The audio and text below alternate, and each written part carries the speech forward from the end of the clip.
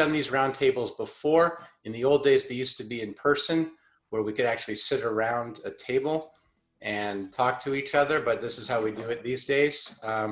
We've done things before. We had one on university. We talked to university presidents last time. We did one on retirement and benefits. We did one on communications. And I thought, the diversity report from Ryerson had come across my desk recently, and I thought it would be a good topic to look at as we approach the end of the year. Wendy, to introduce yourself. Sure. My name is Wendy Cukier, and I lead the Diversity Institute at Ryerson. We do research basically to inform policy and practice and drive change. We refer to ourselves as a think and do tank.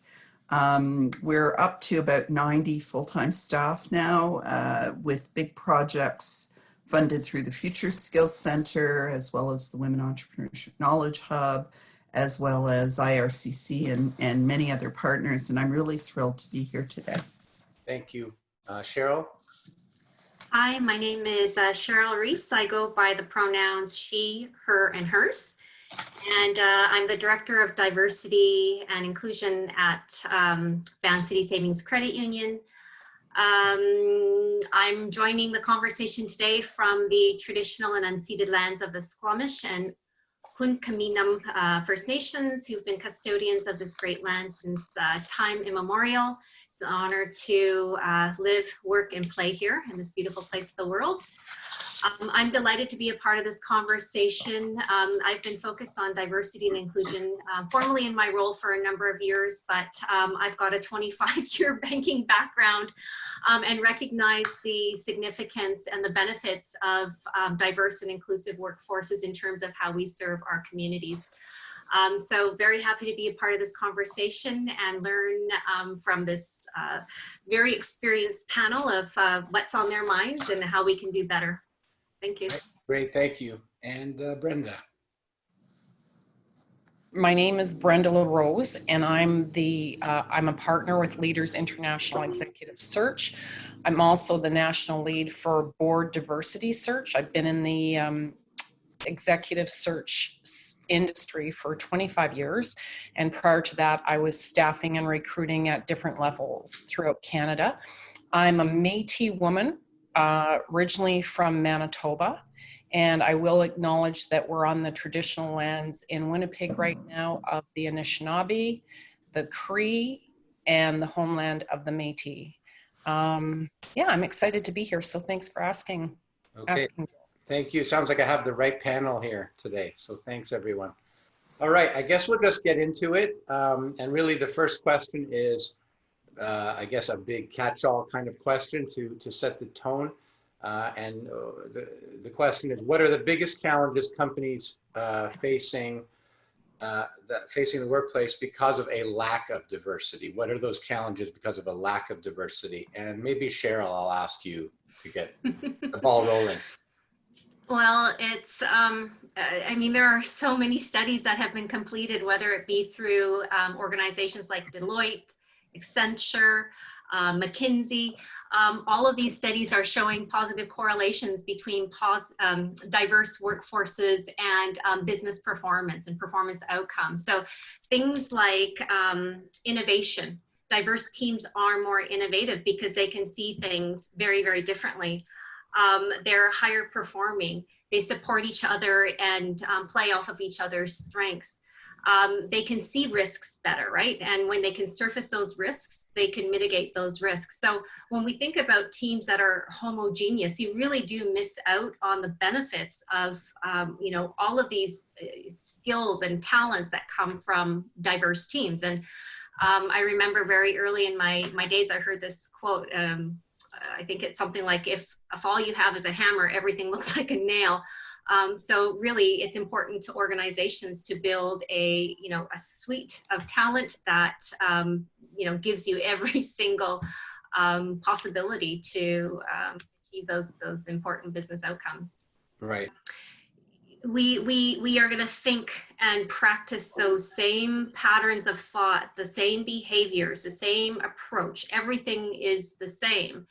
And if you're always doing the same thing, like how can you create space and opportunity to do things differently? Like today, we have to be really flexible. We have to be agile. We have to be responsive. Things are moving so quickly. And if you are practicing the same patterns of thought, like you cannot be responsive to what's shifting in our markets and in our communities and what we're seeing emerging as challenges, right? Like even COVID's a great example. Right.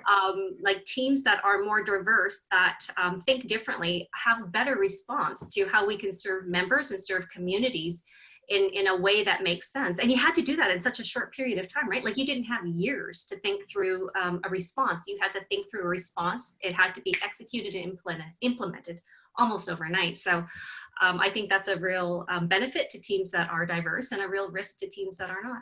Right. Thank you. Wendy, how about your thoughts? Yeah, no, I think the same point. There's effectively a business case for diversity. So if you don't have diversity, you're losing out on innovation, on markets, on talent pools, and I guess the thing that I think we've seen really clearly recently is you're putting the entire reputation of your organization at risk. I mean, we've seen some very public missteps, for example, where senior leaders have said that they don't believe that there is systemic discrimination, and then they've had to backtrack later, partly because it's clear they did not understand what is meant by systemic discrimination. We've seen very well-respected brands tarnished because, someone was left waiting while black or refused service for really bad reasons. We've seen IT companies, especially those in artificial intelligence, for example, developing applications that don't work. That can't recognize non-Caucasian faces. We've seen, research done on highway safety where, they were using crash test dummies based on male anatomy, and as a result, women were dying at higher rates. So, I think the approach that we take to looking at diversity and inclusion is to thinking of it not as an HR issue, although clearly it is, and clearly there's lots of research that suggests that if you get this right, you have higher performing teams, you have more engaged employees, you improve retention and so on. So HR is certainly an important dimension, but we think that it's really critical to look at diversity and inclusion in every aspect of your strategy, including product design, procurement, sales and marketing, and so on, because if you're not doing that, you're missing opportunities and potentially putting your organization at risk. Right. And you reminded me, you talk about companies having to backtrack, and even in terms of their branding. So I just read the other day that Uncle Ben's Rice is changing its name, and all these kinds of branding exercises that companies are dealing with now. So I guess that's a similar admission, if you will, of the problem. And things change quickly. If I could just say, following the murder of George Floyd, things shifted very, very fast on a very large scale. I mean, I still remember when Donovan Bailey suggested racism was a problem in Canada, and everyone was horrified and wanted to excommunicate him or exile him. And, he's been in the news lately talking about how racism in Canada is a problem. It's just politer. And, we've done research in the Black community, for example, where half of the respondents did not think Canada was better than the United States. And that's for many Canadians who have been in denial about these issues. That is really a really confronting truth. But I do think that what we've seen in recent months is people prepared to name the problem, people prepared to talk about anti-Black racism, for example, in ways that they never did before, and that's encouraging. The next question has to do with the board level of companies, and that's sort of what the genesis of this whole idea was, in terms of the lack of diversity at the board level and how that affects companies. So really, yeah, the question is how are companies addressing the lack of diversity at the board level, and what does that do for, as it trickles down, or does it trickle down to middle management or upper management, and how does a board level decision make its way down and have an effect? So maybe, well, Wendy, I'll start with you, since it's kind of the report comes from you. Sure. Well, you know, we've been tracking diversity on boards for a decade, and what we've seen is encouraging progress for women generally, although they're still dramatically underrepresented in corporate boards, for example, still hovering around 25%. But what we've seen is very little progress, and in fact backtracking when it comes to racialized people. One of the things that we did in our study was we disaggregated the racialized category and looked specifically at Black people on corporate boards. And we looked at 1,600 corporate board members across Canada, and we found 13 who were Black. So, you know, it really sheds light on that need to disaggregate data. And then if you talk about Indigenous people, or persons with disabilities, or LGBTQ2+, you can't actually find more than a handful. Part of that is because they're not there, and part of it is because many don't want to self-identify because they've spent their entire career concealing their identity in order to get ahead. And that was really, that was one of the most, I think, horrifying things that came out of the study. We heard cases of one case where a man who worked in financial services would go out drinking with his colleagues and say that he didn't drink because he was a recovering alcoholic, rather than disclosing that he was Muslim. And you know, you can look at those issues with Indigenous people who can pass, with persons with disabilities who don't self-identify, and certainly I know many prominent LGBTQ2+ people who are not out when it comes to their corporate board service. And I think that has a really negative impact on performance. We know that the research shows really clearly that, as was mentioned, that diverse boards do have an impact on corporate performance, although you can't assume that just because a woman's on the board, you're going to have more female-friendly policies. It doesn't always work that way, especially given that many women who finally get to that level have done so by navigating, you know, male-dominated environments rather than advocating for women. However, there is evidence that if you have more diversity on boards, if you have more women on boards, you're more likely to get more diverse executives, because often the boards play a really important role in hiring the executive teams. There's evidence to suggest that you're going to have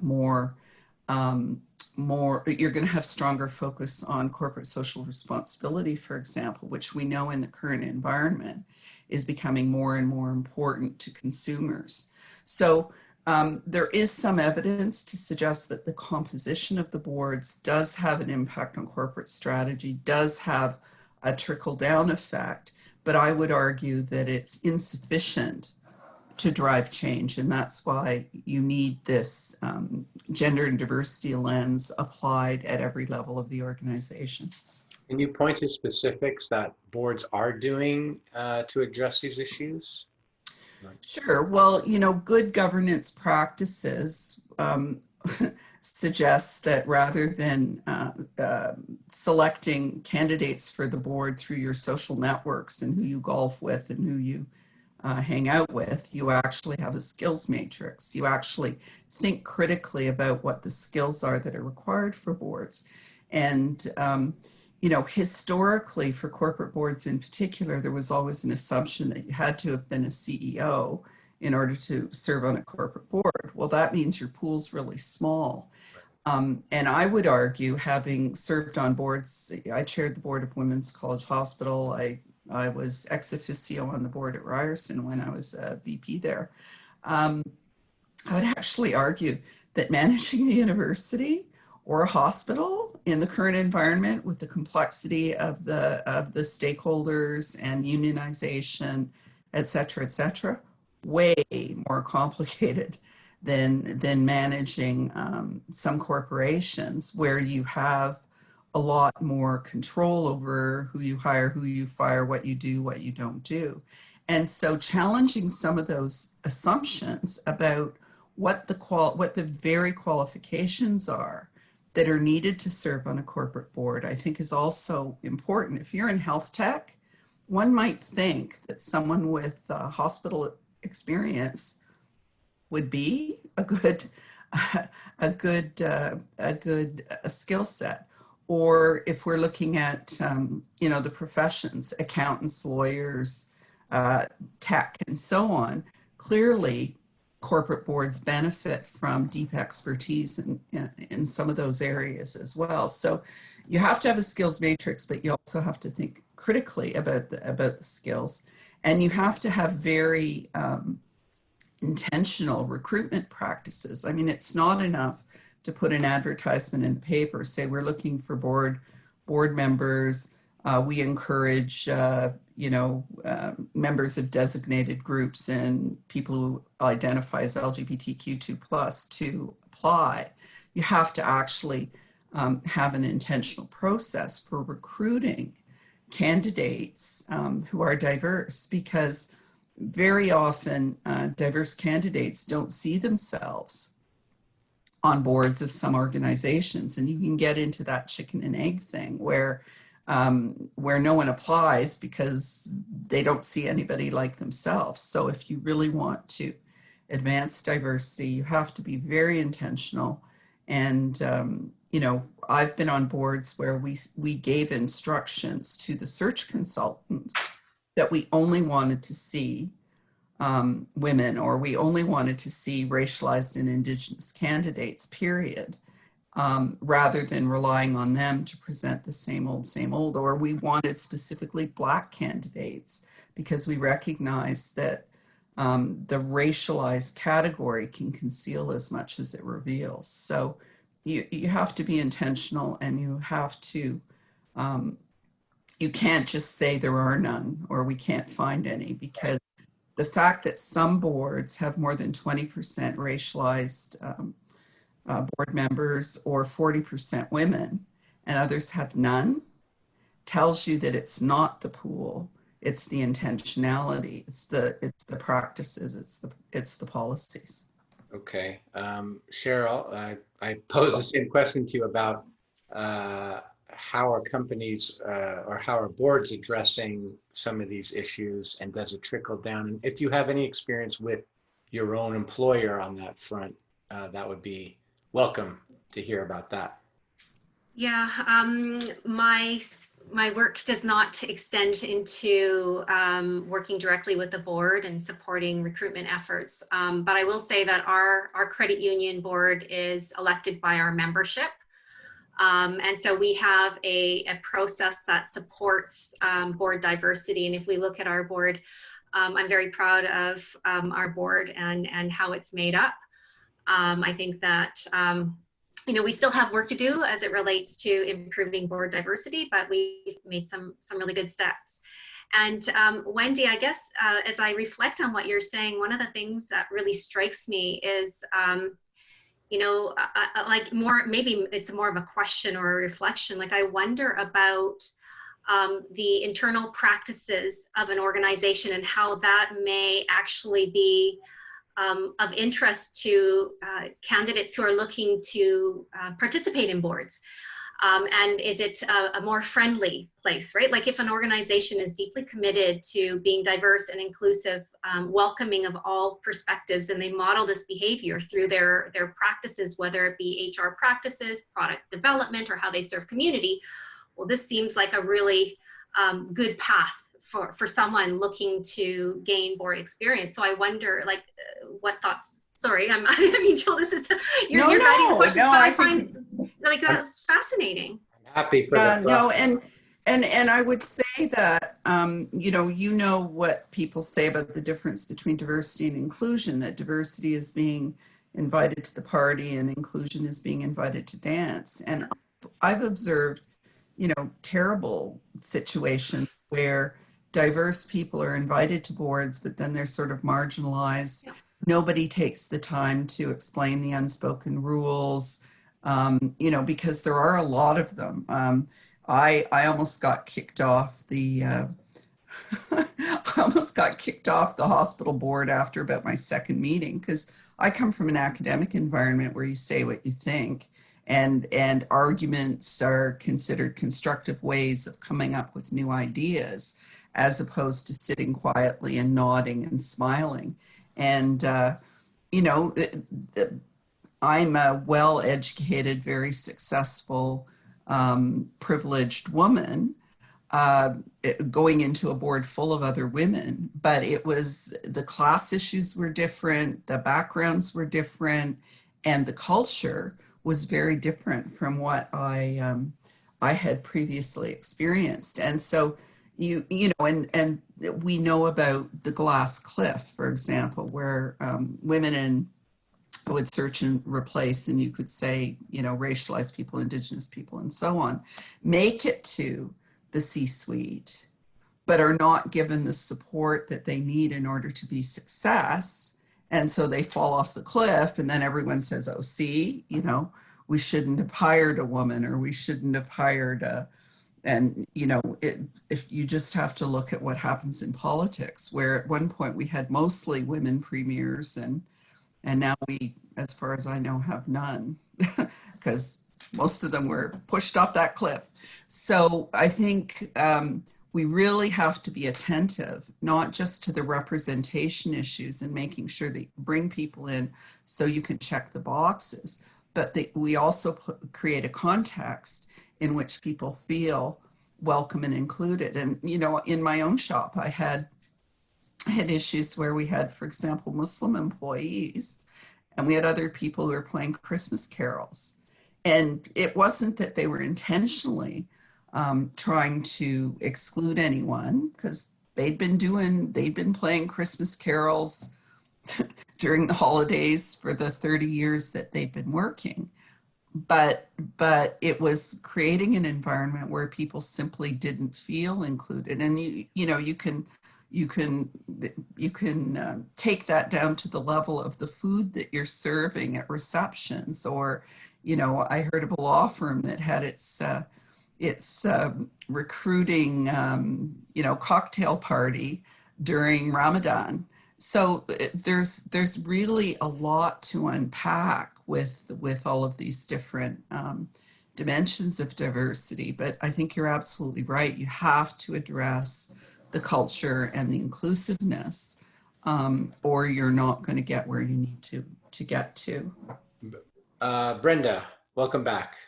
Thank you. If it's okay with the rest of the panel, I'm going to ask Brenda to sort of jump backwards a little bit, if we can. You may recall that the first question had to do with challenges. I don't even think you were part of the first question. So just challenges that companies face because of a lack of diversity. Well, I think there's numerous, but I'm going to come at it from a talent perspective, because that's really my expertise, is that they're missing out on the best and the brightest and the talent and the full potential of Canada. At the end of the day, they truly are, if there's no diversity.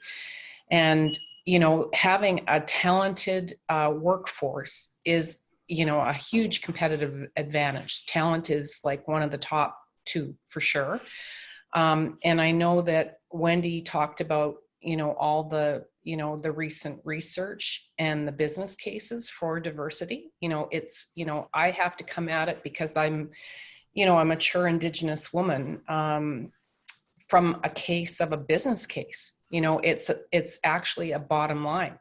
That's the way we can, convince corporate Canada, especially, that it is going to improve your bottom line. And then I think things like, what Sheryl said about the innovation and not groupthink, and coming up with diverse and innovative ideas is really important. You know, they're going to lack that if they don't have diversity. And then, you know, there was a recent article in the Globe and Mail, Rita Treacher was her name, on September 7th, and it talked about a lack of diversity can now hurt your company's, you know, credit rating.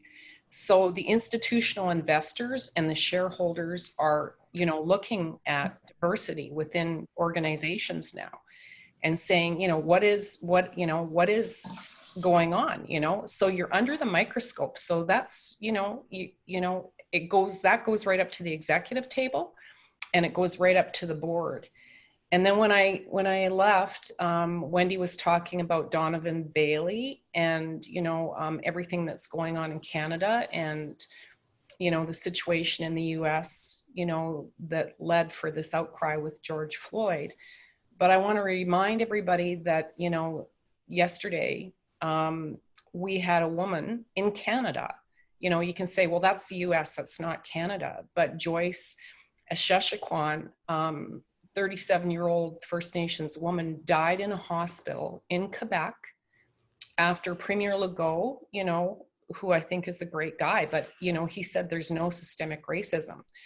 And the nurses there, as she was dying, called her names and taunted her. And this is in Canada today. You know, yesterday this happened, and you know, it's eye-opening and it's heartbreaking. Okay, well, thank you. I'll ask you to weigh in on the second question too, which was about addressing a lack of diversity at the board level, and how are companies doing that, and what does addressing things at that level help to trickle down policy or decision or attitude, you know, to the rest of the company? Totally. I would agree. And it has to really begin at the boardroom and executive tables. In the past, you know, for the last 25, 35 and more years, you know, we've had diversity at very entry level, low paying jobs. That's where they've been hiring, but not into, you know, professional management in the senior ranks. And the only way, you know, to actually make a commitment is at that boardroom table. And I think in the past that, you know, for the most part, there's a few companies and organizations that have done well with it, but that's few. And this is a new conversation for most boards. You know, right now they're talking about it, and they might have been talking about it for the last couple of years. I think there's been a change in the last 2 to 3 years where there's conversation, which is good. And some still aren't even doing that yet. But it absolutely has to begin at the board and the executive table. And now we have the Canadian Business Corporations Act for publicly traded companies as of January of 2019.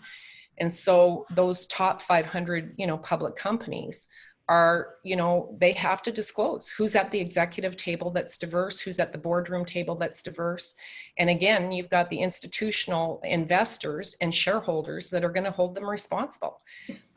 So the rest of the staff, you know, people that are working in these organizations, they look to the top. And they look and see, you know, who's in those senior management roles, who's at the executive table that's diverse, who's in the board, you know, that are diverse. And this is important because, you know, this is important to the ability to attract and retain talented people. You know, if they don't see any diversity in the board or at the executive table, they know that there's probably, or likely feel that there's probably not a career progression for them there, because, you know, the company doesn't value, you know, all people and all employees. Right. Yeah. Well, that sort of leads well into the next question, which is about HR's role, you know, how in attracting and retaining employees, and how they can help put meaningful change into the processes that attract employees, into the structure that retains employees, and all the things that go with employee onboarding and the whole life cycle. Maybe Sheryl, I'll start with you, since I would assume you're close to a lot of that. For sure.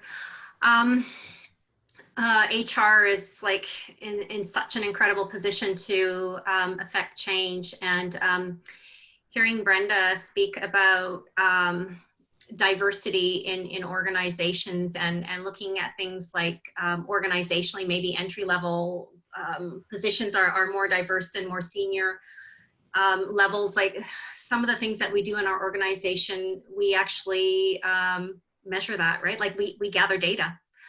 I know it sounds really funny, but sometimes you need the actual hard data to be able to understand where your gaps are. So we've been collecting data about workforce diversity for many years. I think as early as 2013, we started doing ongoing surveys with our employees every single year, where employees voluntarily self-identify you know, how they I guess what diversity dimension, I guess we'll say, resonates with them. And we slice our data. We look at things in aggregate, but we do slice our data by division. We slice our data by level in the organization. And this actually provides us with really good insight into how diverse we are as an organization. And we're then able to look at that and ask ourselves why. What's happening, and are we actually looking for talent in the right places? Because we know that there are traditional channels, and sometimes those traditional channels come with barriers. So we do look at our talent pool a little bit more broadly. We work differently with community partners to understand like how we can make ourselves known in community that we are looking to recruit quality talent. And we want to be inclusive, and you know, how can we do things a little bit differently? So we're very much focused on ensuring that for every role that we have a diverse suite of candidates. And then even when we look at our hiring process, we look at things like the panels that we are forming to interview. We know that bias is at play, right? Like we all have brains. There are these shortcuts that we all have, and you know, unconscious bias is there. It's a reality. So we have to take steps to mitigate that. So things that you can do is form a diverse panel and have like something as simple as like consistent questions. Keep track of your notes. Have a conversation. Discuss what biases may be at play, and then take steps to mitigate those biases. So. There's definitely things HR can do, whether it be in the recruitment practice, how we retain and develop employees, looking at opportunities for career progression, looking at people who are moving through the organization. How can we create better pathways for folks? What do we need to do differently? Everybody learns differently. You know, how can we modify our approach to learning development? So there's a great opportunity within HR. And I think even at the most basic level, I mean, we're always looking at our leadership team, right? To create this culture of inclusive leadership. So even embedding diversity inclusion in how we coach our leaders to be more inclusive is paying great dividends, right? So we talk about things like fairness, respect. How are we valuing each employee? Does everybody, like every individual, understand that their uniqueness is valued, right, and appreciated? And then is there psychological safety within teams so that every single person knows that they are able to speak up and that they have an important opinion to share? So HR can do a lot in terms of practices, policies, and supporting leaders to ensure that we create an inclusive workplace culture. Are there any examples you could point to where you had a particular policy or structural approach, and you did a survey or you reevaluated how you were doing things, and then you realized, oh, we have to change that, or it's not working right? I mean, can you give an example of that? A policy. Or something where the data you've been collecting made you realize it's time to change our approach, or something like that. I'm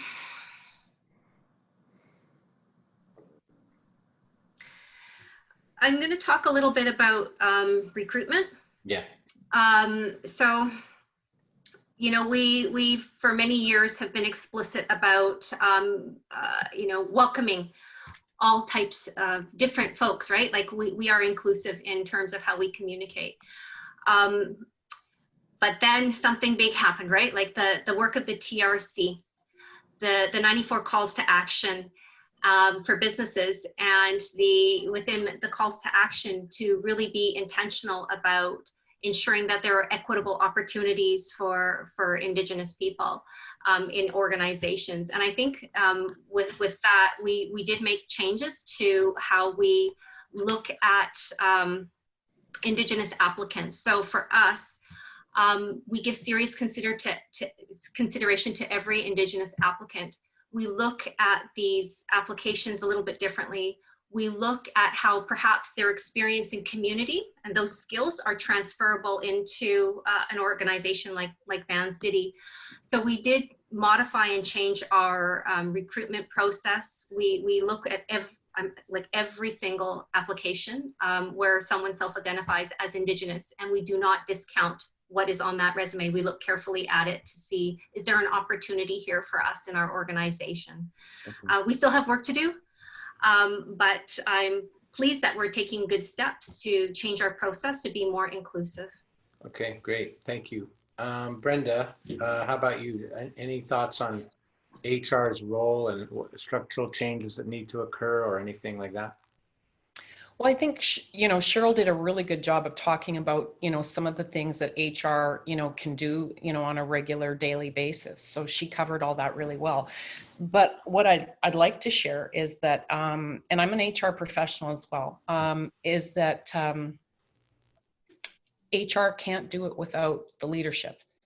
The leadership have to be dedicated and committed. And this is not easy because there's so many changes that need to be made. So unless the leadership is committed and communicating to everybody and actually empowers HR, and HR needs to be sitting at the leadership table. So still in many senior executive tables, sometimes HR isn't there, and they need to be at that table for sure. In terms of the board, again, the board needs to look at diversity within that organization, and they need to hold the executive accountable. They need to hold the CEO and the C-suite accountable to diversity. And, an example, because we're storytellers, and, I'll tell this story. In a former life, many years ago, a long time ago in the 90s, I was living and working in Burlington and working in Oakville, Ontario. And my spouse at the time was in one of the major banks, top 5 banks. And in the early 90s, there were not a lot of women in management roles in the financial institutions. Just, they were tellers and they were mid managers, but weren't a lot of even bank managers. But there was like no women at senior levels, very few senior, women in the banks. So the banks decided, and I won't mention the name of it, but was one of the top 3. And my husband at that time worked for this bank, and he was a senior person. They decided that they were going to tie the performance appraisals and the bonuses to, hiring women.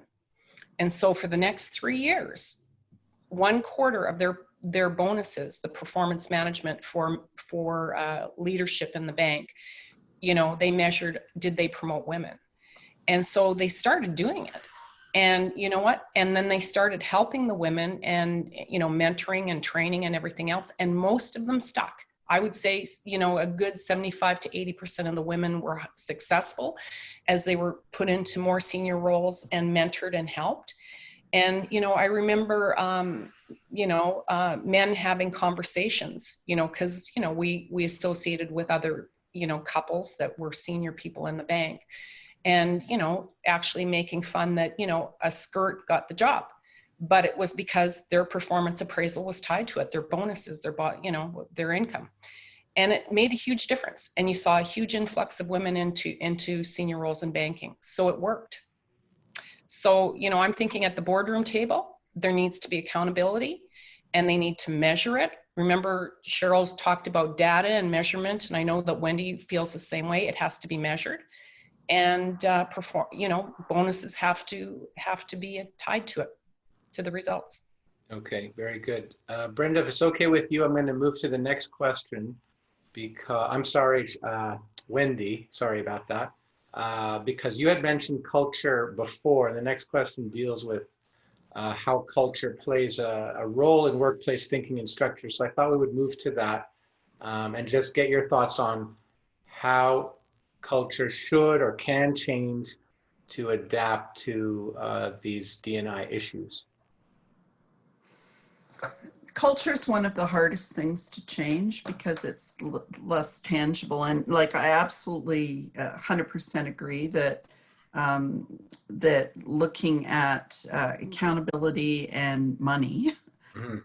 behavior way faster than all the implicit bias training and privilege unpacking you might be prepared to do. And just picking up on that, it's not just, in my view, using bonuses, but using procurement as a strategic tool. And everybody can be doing that. Government should be doing that with its funding. Large institutions should be doing that through their supply chains and so on. But I do think that culture often is driven by tone at the top, although that's insufficient. I think culture, I mean, values take a long time to change. Leaders can model certain kinds of behavior. When we look at gender inclusion, for example, having, excuse me, having men talk about their families, take parental leave, and reinforcing sort of work-life balance boundaries, as opposed to you know, workaholics are the only ones who get ahead, can Right. have a profound impact on the context for women and other underrepresented groups. I said earlier, there are things related to just your social practices within organizations, the food that you serve, the pictures that are on your wall. We were doing some work with a couple of the sporting organizations who said they wanted to advance women in their sport, and yet when you walked through their corridors, the images on the wall were all male athletes in their sport, even though it was a sport where women were very pronounced. The women were all in the lunchroom. They weren't on the Right. Hall of Fame when you came into the organization. A lot of things like that have an impact on whether people feel they belong or not. You know, when you look at gender identity and sexual orientation, lots of LGBTQ2 plus people talk about heteronormativity as being very much built into organizations, where the assumption is any man is going to have a spouse who is a woman, and any woman is going to have a husband, and things like that, that people just sort of take for granted and don't think about the impact on others. And, you know, the move to, for example, define pronouns and other things are very much driven by an intention to create more inclusive culture. But culture is the hardest to measure and the hardest to change. And I would say that, you know, just building on earlier comments, the best way that I see to assess culture is employee engagement surveys that are cross-tabulated with identity. So lots of organizations do diversity surveys, lots of organizations do employee engagement surveys. But if you intersect those two things, you can very, very quickly see who feels like they belong, who feels respected by their employees, who feels trusted by their manager, who feels that what you know is more important than who you know in terms of getting ahead.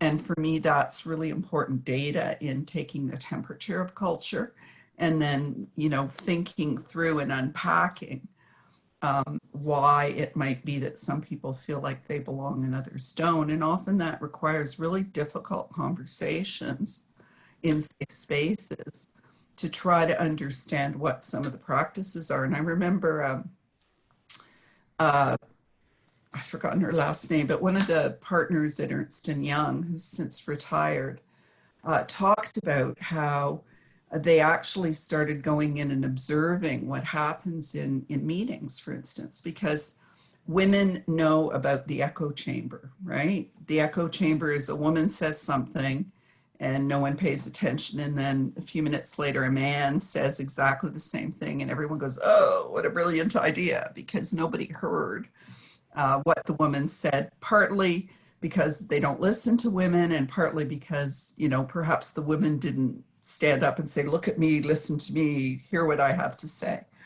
And so they started actually going in and observing behavior in meetings to try to unpack some of that, because often things as simple as, you know, you ask for opinions in the meetings, and the extroverts who, you know, often there's an intersection between culture and gender and extroversion, or at least the people who will dominate the conversations. Watching those behaviors and then coming up with suggestions and ways of actually even managing meetings to ensure that people who have been socialized to be quieter or less assertive can make space for themselves or have space made for them, because we know that the quietest people in the room often have the best ideas. Right. Well, that's an interesting point you raise, and Sheryl, I'm hoping you can touch on it a little bit from your HR perspective, but just to build on what Wendy was saying, there is a movement of inclusion of temperament and things like that, where you talked about introverts and extroverts, and there's all these kinds of other levels of inclusion that are just now being discussed and considered. And so if you could talk, Sheryl, a little bit about culture and how that, Wendy, did you want to? I just wanted a hot pursuit on that, because I do think that stuff is important. Yeah. On any of the kind of conventional metrics, I score, you know, up with the Japanese men. Like there's very little about me that would fit into the conventional girl box. But I do think there's a real risk of going too far down the diversity of thought line, even though I think it's really important, because there's a big difference between those dimensions of diversity and the historical exclusion and oppression of designated groups, LGBTQ2+. So yes, we can argue that there are cultural things that benefit extroverts and Sagittariuses rather than Virgos or people with, you know, oppressed people with tattoos. And it's not that those things aren't important, but I worry that in some contexts, the discussions of diversity of thought become code for ignoring those historic and systemic dimensions of racism and discrimination. And I think that's dangerous. And I don't think we're at the stage yet where we can say everybody's diverse, et cetera, et cetera, et cetera, and ignore, you know, racialized Black, Indigenous, women, people with disabilities, and LGBTQ2+ people. Right. I think we have to hang on to those categories, even though within the categories there are huge differences, et cetera. Okay. Well, thank you for adding that. Sheryl, I'll come back to you in terms of culture and what you think needs to change, and also building on that diversity of temperament or thought or any of those things, but starting with culture. Culture is so interesting, right? It's like all of those invisible things, you know, we are the way we are, right? And when I think about culture, I think that culture can also be an enormous catalyst for change, especially when an organization can harness that latent energy that sits within folks, right? And I think for us, when we think about our organization was founded because there were people in community that did not have access to financial services. So our genesis story really does, you know, come about as a result of people being excluded from participating in our economic processes that we had. So I guess with culture, I think the tricky thing is, you know, we may state you may state a culture of inclusion. And you may believe that to be the case, right? And so you build policies and processes and you think that these are great, but it's not until you actually check for blind spots, right? And actually, you know, are we being as inclusive as we say we are? And I think sometimes that's probably the hardest thing for an organization. And maybe it's, you know, part of the reason why a lot of people think there isn't a problem with racism in Canada, because we haven't actually gone in and talked to people and made visible those blind spots and just had a broader conversation. So I think with regards to culture, there's a lot that people don't know about their own internal cultures. I think that having the courage to actually explore the culture with folks is a really important activity.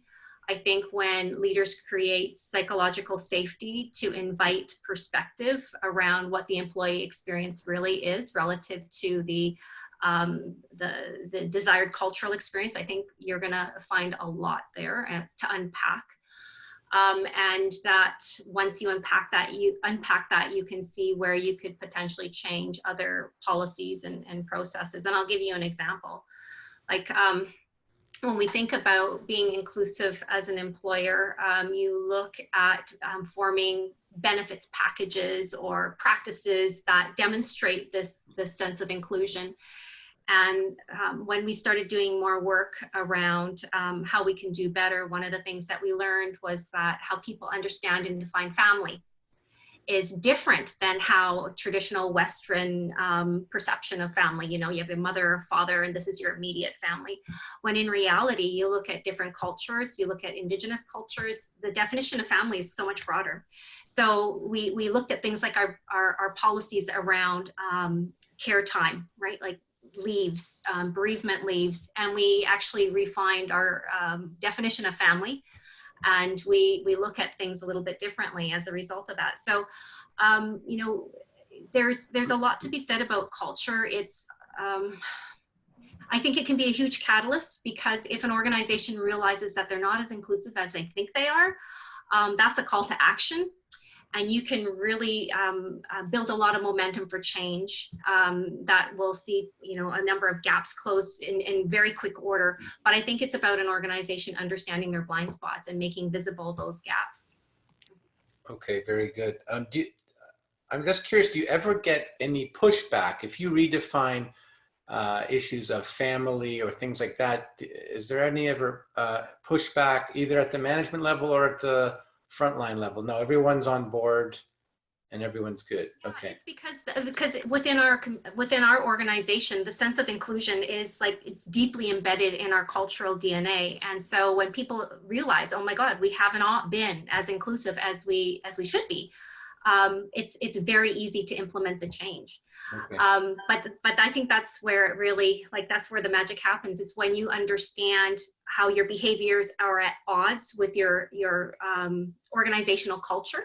That dissonance is the catalyst for change. People definitely want to be better, right? They want to be in alignment. So. Right. Okay, good. Brenda, your thoughts on culture? Wendy was just going to say something, Joel, that I think, you know, before she, you know, and then I'll jump in again.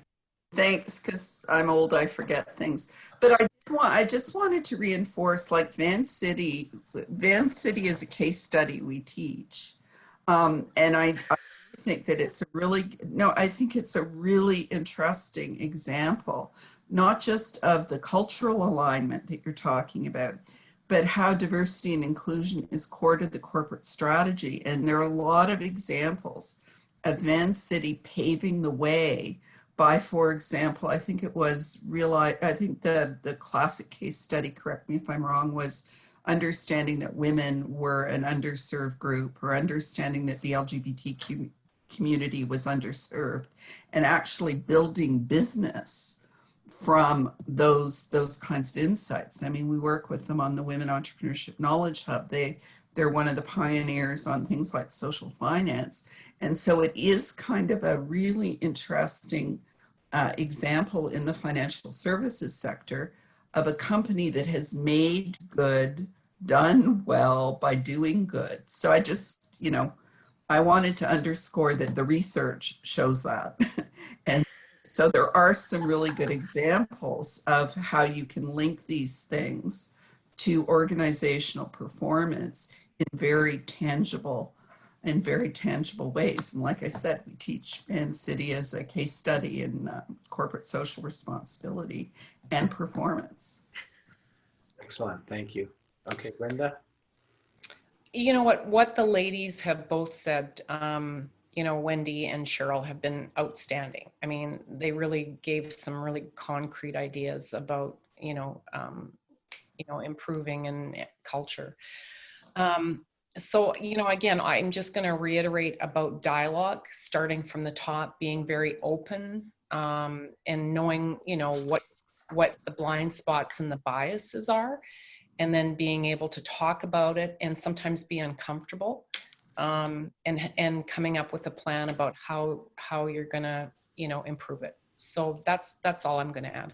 Okay, very good. The next question has to do with the times we live in now. I threw this in just because why not? But I kind of not sure if there's a lot to say or not about it, if it actually changes anything. But because of the pandemic, because of the way work is these days, and people's attitudes towards work are different, the way we're communicating is different. Is the pandemic helping or making worse the efforts to provide more diversity in the workplace? Sheryl, maybe I'll just start with you. It's a good question, right? Like, maybe I'll start off by just talking about how things have shifted for us. So, mid-March, essentially every single office employee was asked to work from home. Huge shift for our organization. And I think once the adrenaline of that wore off a little bit, we saw teams starting to establish new working norms. And because of the fact that we are all working remotely, it opened up interesting discussions around how we can work together differently. How we create space for every employee to participate, and how we accommodated for differences. Because I mean, a lot of people were, homeschooling, taking care of their elderly parents, and trying to work, right? So there were so many variables at play that it created an opportunity for leaders to rethink how they could be inclusive and how they needed to lead differently to ensure that their teams were well, that they had what they need to be productive, and that they could continue to thrive in this context. So I think the pandemic was interesting in that way because it shifted how we lead, and how leaders support people. And like every single leader had to, I guess, reaffirm and reestablish what good support looks like, right? Because you're not walking around the office. You can't just look over and see how so-and-so is doing. You have to be very intentional, which from my point of view, like being inclusive is all about understanding and working with like unique individuals to get the best out of that particular individual. So I think it created an opportunity for us to be even more inclusive in how we work and how we work with each other. Have you taken any data or surveys since then, since March, about how leaders are dealing with that, or how people are feeling included or not included since the pandemic? We've done some pulse checks with, and I don't have data broken down by leader or by employee, right. But at an aggregate level, we have done surveys to inquire how employees are doing, how they're feeling. Do they feel they have what they need to, be able to work from home, and are they finding that balance? And our data is showing good results, that employees are grateful, that they're happy. All things being considered, right? We're still in the middle of a pandemic. Right. But they're at a place where they're actually quite interested in sustaining this type of working arrangement post-COVID, because they're finding that accommodating for their differences and their family commitments has given them better flexibility, better balance with home and life. So it's been a good, I guess, test for us, and I think broke through a lot of myths around remote work, and something that we're going to be exploring with our folks for sure. Okay, excellent. Brenda, any thoughts on how the pandemic is helping or not helping diversity issues? I was thinking while Sheryl was answering as well. I think it's been a benefit with the pandemic to bring it to the forefront around culture and diversity, and the whole thing with George Floyd being murdered, and then I guess as you're looking at all the data and stats about who is suffering the most, from COVID, it's our marginalized communities. They have a much higher rate of catching, COVID, and they're vulnerable. They're on our front lines. They're riding the transit buses that are packed. We're seeing things like that.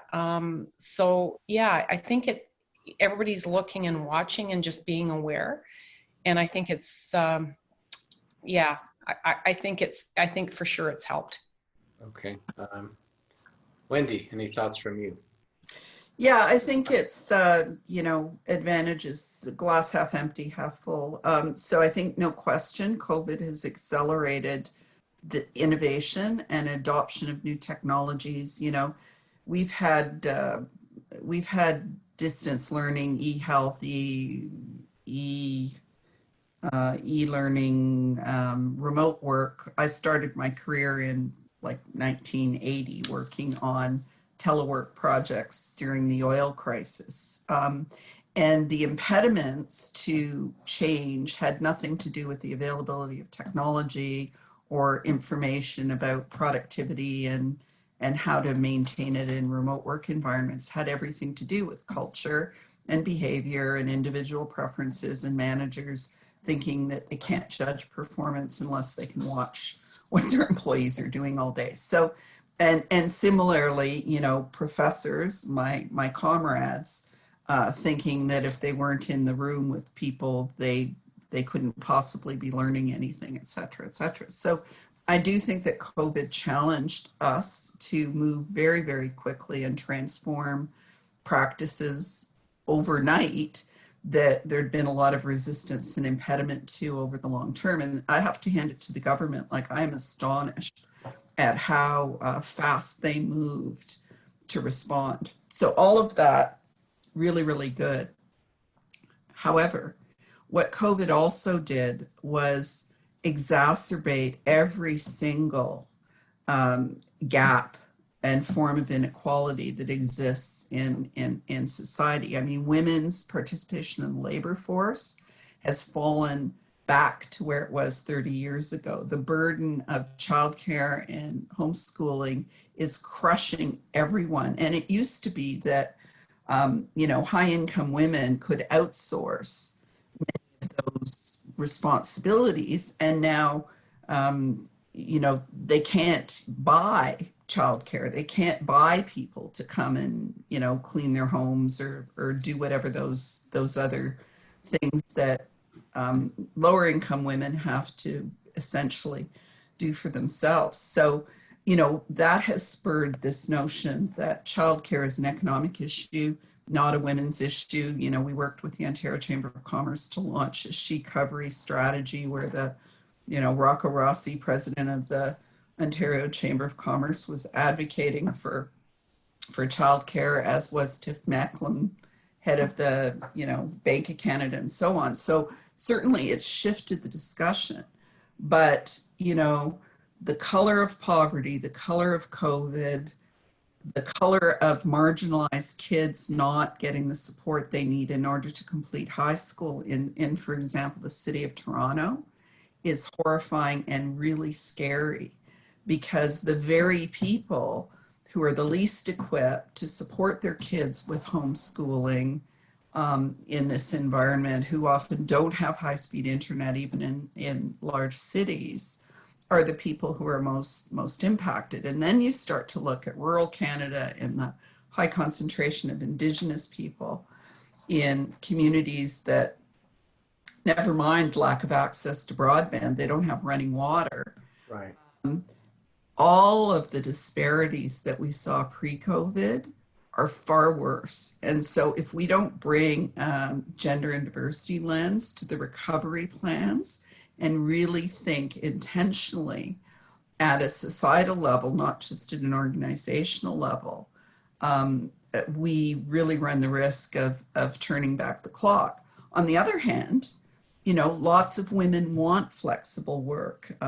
If you look at people with disabilities, the single most important thing that they ask for in terms of accommodation is the ability to work from home, have flexible hours, et cetera, et cetera. So there is this, you know, as I said, glass half full, tremendous potential to address historic forms of discrimination and practices that are definitely 20th century. But will we be able to do it given the pressures still remains unclear to me. Right. Okay. Very good. The last question, I think we've covered in some capacity, talks about what steps have you taken to ensure diversity within your organization. Maybe we've covered some of that. If you'd like to, we can again, but the next part of the question is, what are your future plans? And maybe that's where I'd like to take it. So Sheryl, maybe I'll start with you. If given, based on, you know, the foundation you've created, and even during COVID, taking these pulse surveys that you talk about and things like that, do you have future thoughts, future plans? What's next? We believe we can always do better. I think is the first thing I have to say. And for us, we're doing some work around becoming an anti-racist organization. You know, we've heard from our employees, from our communities that we can be doing better, that we can be a stronger champion for systemic change. So that is a big piece of work for our organization, something that we're stepping into with humility. And it's been a fascinating journey. Like I can give you an example. Like we talk about not tolerating racist behavior in our organization, and we have a lot of policies in place, and employees know how to enact that, right? You know, if one employee experiences something from another. But we're starting to have conversations more broadly about not tolerating racist behavior from members, and how we can actually support our employees with intervening and taking the appropriate action. I think sometimes we talk like it's easy to talk. Well, it's not easy. It's always hard to talk about racism, but talk is talk, right? And we're at a place where there needs to be action. We need to take action against systemic racism, whether it be against people of color, Black people, Indigenous people. There are practices that are so deeply embedded in our organization, and I use our hour as like the royal hour, that they're invisible to us. And unless you look at these practices and processes, products and services, how have our products, lending products, maybe been exclusionary? Unless we look at that with a critical eye and with maybe someone external coming in to help make visible those blind spots, you cannot affect change and make the necessary change. So I guess I will just close off by saying that, like, we are very committed to doing this work. It's going to be a humbling exercise as we sit and we listen to what employees have to say, what members have to say, and we're grateful for the opportunity to make change, right, and take action. Okay, thank you. Brenda, your organization, any future thoughts or plans? Well, in our organization, I mean, I actually, started a business 20 some years ago, and half of the business was dedicated to Indigenous executive search. And so I actually, I'm going to tell you this story. I had a partnership with leaders about 8 years ago to actually see how committed they were and if we could work together, if they shared our values. And they ended up buying the firm. So, I'm transitioning at this time, and they're committed to, letting me do what I want to do now, which is lead the National Board Diversity Practice. But we have, we're a national company, so we have a committee, Diversity and Inclusion Committee, that anybody can join, and it's made from all levels of, the team, and various people, chair the different committees. It's geared towards the 4 equitable groups plus the LGBTQ2+ group. And also, again, dialogue, talking, how can we improve? Because, even though we might be better than some, you can't arrive at this. There's always, time and effort goes into improving and getting better, and it's evolving. I mean, it's important to see, the stats and the data, that people like Wendy and her team provide. That's such important information, so that we have that. And and we work with other organizations and corporations and companies, and at the end of the day, again, when people and organizations become better at this, they attract the best and the brightest. Because as a search person at very senior levels, it's tough to take people out of organizations that treat, and have, inclusion and equity and diversity. I mean, when they're doing that, those are the places that people want to be at, and they want to contribute, and they're highly, highly engaged. Okay, very good. Wendy, get the last word. Thanks so much. Well, it's been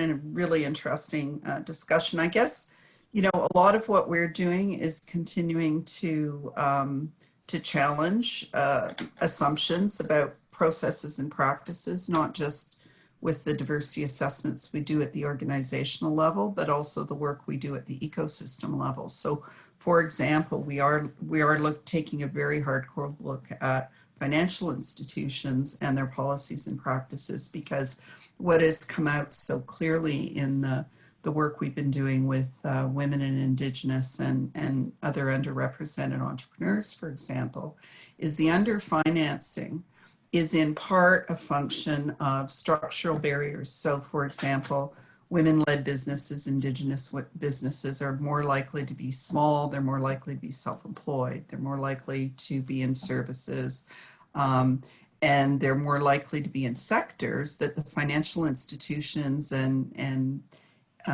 government agencies investing in economic development, innovation, and so on don't really take seriously. So there's some real structural issues that you have to grapple with, and for sure, we have to tackle that. We also know that if you look within a sector, a man and a woman can give identical pitches to a venture capitalist or an investor. Man's more likely to get money. Women's more likely to get tough questions. So we also know that some of the policies and practices that are in place and the people who are making the decisions about who to invest in or not have embedded biases. And certainly for Indigenous people living on reserve, the whole notion of property and capital assets and all of those things really create a very different context when it comes to getting financing. But beyond all of that, there are some fundamental systemic issues that are baked into the whole way in which financial institutions think about entrepreneurs, what a high risk is, what a low risk is. And so they can sometimes legitimately say, look, we're applying the rules exactly the same way to this person and that person. But the problem is that the rules are flawed. And as I said, talking about the tech sector and looking at artificial intelligence and its application and how it can just replicate bias even though people think technology is objective. We're trying to really dig in to some of the things that underpin some of the policies and practices, whether it's in the financial sector or government or whatever. And it's those things are much harder to take on in some respects than, you know, encouraging companies to, you know, say diversity is our strength, or even the work that we do on the implementation of C25, which, if I can say, we help shape, because C25, the Act to Amend the Canada Corporations Act, was initially drafted with diversity as defined as gender. And we were the ones who came forward and said, look, in Toronto, where half the population is racialized, white women outnumber racialized women on corporate boards 12-1. It can't just be gender. It has to at least address the designated groups. So I think the work that we do is, we're lucky because, you know, we're big and we have lots of people with different perspectives, but we're really trying to focus on doing research that will help drive systems change, working with partners who are sort of like-minded. And I would say Canada needs more Vancity, because it really is leading the way in many respects. So thanks very much. Okay, all right, very good. Well, I want to thank everyone for participating today. I really think it was a great conversation and a necessary conversation.